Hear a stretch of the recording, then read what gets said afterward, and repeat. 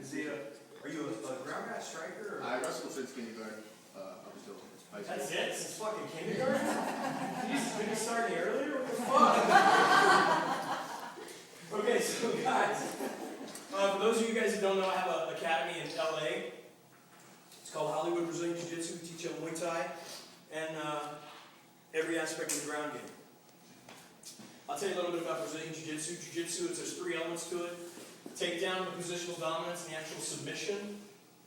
The takedown is a number of different ways that we teach you to take the fight to the ground quickly, safely, and effectively. The positional dominance, Jiu-Jitsu it's actually the only martial art where you can attack from a position of impunity. Meaning that, and the reason is because you're in contact with your opponent. So for example, I can positionally dominate somebody if I'm better than them at grappling, and I can end up in a position, for example, on their back, where I can bite, spit, cuss at them, choke them, strike them, groin shot, eye gouge, without being counterattacked at all. For example, any striking art, which I've done so as 9 years old, if I can punch, I can get punched. Even from my back, I can reverse kick, I can strike somebody from wherever they are. Grappling is also the only martial art because fights take place in ranges. For example, like a kicker wants to be here, a striker, a dirty boxer wants to be in here. You know, the only thing about grappling is once I achieve a position, I can maintain that range indefinitely. Why? Because we're holding on to each other. If I have something, if she has a grip on me here, I can't really run away from her. Whereas in striking, if we're here, what can I do? I can fucking run away. Now she can counter and come back into range, but I can fucking leave. I can turn and run. Once we're grappling, if we're grappling, she can't turn and run. I have it. So there's a lot of great elements of the grappling game. Having said that, everything starts on the feet. And it only takes one strike to render you unconscious. Now, having said that, knockout punches are pretty rare. And they're not necessarily repeatable. You take the best striker in the world, say Anderson Silva. Well, best striker in the MMA world. And he can knock guys out. But he can't say to a guy, I'm going to knock you out with a left hook in round 2 at 1 minute and 30 seconds. Can't do that. A chance he's going to knock you out, but it may be a right cross, it may be a knee, it may be a roundhouse, it may be any number of different strikes.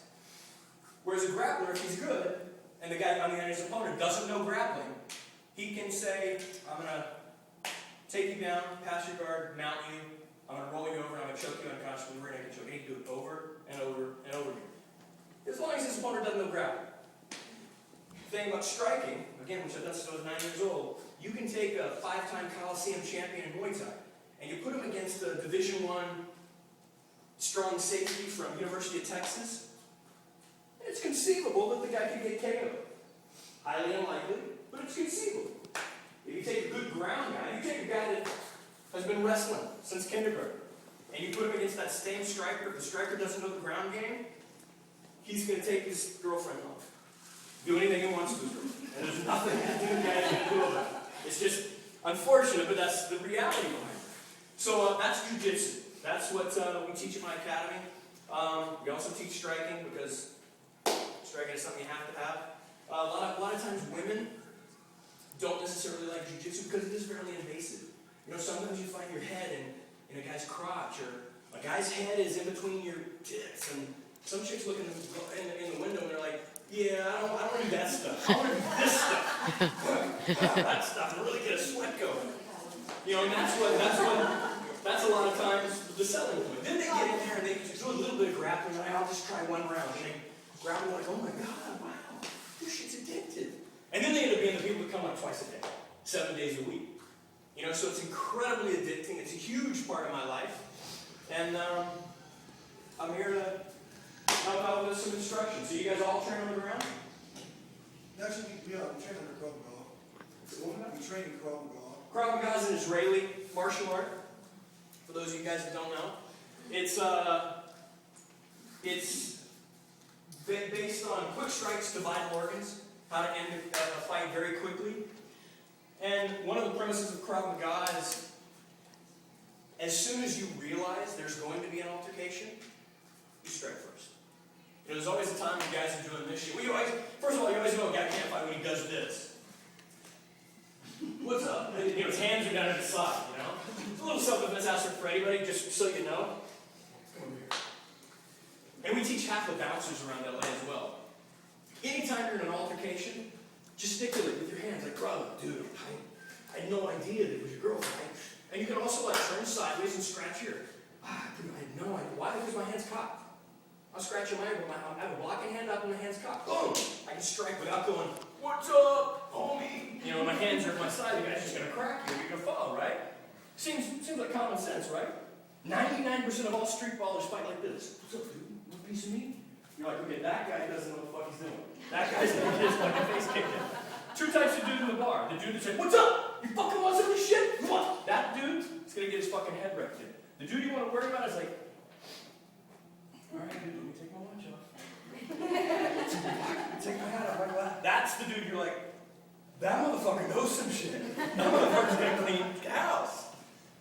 Just a couple little technical things, right? In a street fighting altercation. So you guys do the ground, right? So rear naked choke.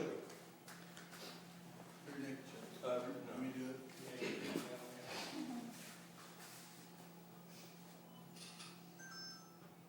choke. Yeah. Oh dear God. No. Now, a rear naked choke is a very technical choke. The beauty part about it is, A, you're behind somebody, but the beautiful part about positional dominance is if you can manipulate somebody positionally, you can end up on their back. Now, if you can't rear naked choke effectively, it doesn't really matter. I mean, you can still strike and beat them up and whatnot. But there's a lot of things that go into a rear naked choke that make it work simply, effectively, efficiently. So I'll start at ground zero, basically show you guys rear naked choke. Sit down. Turn. You can choke him for real. It's okay. Oh, I'm gonna. This is fucking jiu-jitsu. I want you to think about it. Now, this is what you would do. Do it very gently. Nice. Roll on. No, fuck no. I'm choking up there. He's gonna tap when he feels it. First of all, guys, I'm gonna slide my hand like a knife blade. I'm gonna end up, not with my forearm, but my elbow right underneath his chin and trachea. So here. My elbow underneath it. Now this hand, a lot of guys do this. They clasp their arm and they fold it back. The downside of that is, look, as soon as I clasp, just grab this arm. Now, look, I can't finish the choke, right? So I always want to hit my rear naked choke this way. Elbow in front of the trachea. Now this is a knife blade. I'm sliding it out of his eyesight, straight behind, knuckles to the back of his head. So this grabs my bicep. Boom, here. Now how I'm going to lock it in, I'm going to drop my chin on my own wrist. I'm going to turn the top of my head into his, rotate the base of my head toward his neck. Now watch how I'm going to finish this. I'm going to bring my elbows closer together. I'll give you a little analogy here. This is my rear naked choke, right? And you were choking? This is the common mistake that guys make. Right now, the neck is inside this triangle, right? Your natural instinct is to squeeze like this. But look what happened to the triangle. The triangle got bigger, right? Now it squeezes and you're like, fuck, this is uncomfortable, but I'm not going to sleep. I'm sitting there all day long. I'm going, fuck, this sucks and putting a lot of pressure on my neck and it hurts, but it's not going to put me to sleep. What I want to do here, I want to bring my elbows together while I bring the bottom elbow straight into the sternum and I inhale. Just like this. So rear naked choke is not a choke like this. When it goes on, you don't go. No, you go, it's off. It's okay, whoa, shit, that was fucking quick. So this is an effective rear naked choke. Here, knuckles behind his head. I'm going to drop my chin. I'm going to bring my elbows together, this elbow straight into the sternum, and I'm going to inhale.